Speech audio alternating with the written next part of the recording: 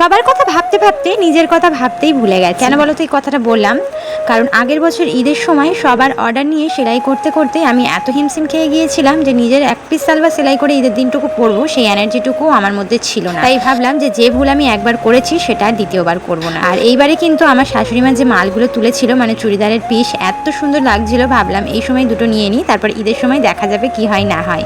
তাই মা কিছু পিস আনার সাথে সাথেই পছন্দ করে কিন্তু আমি দুটো নিয়ে নিয়েছিলাম। এর মধ্যে কিন্তু বেশিরভাগই ছিল পাকিস্তানি পিস, যেটা সেলাইয়ের খুব একটা বেশি ঝামেলা নেই।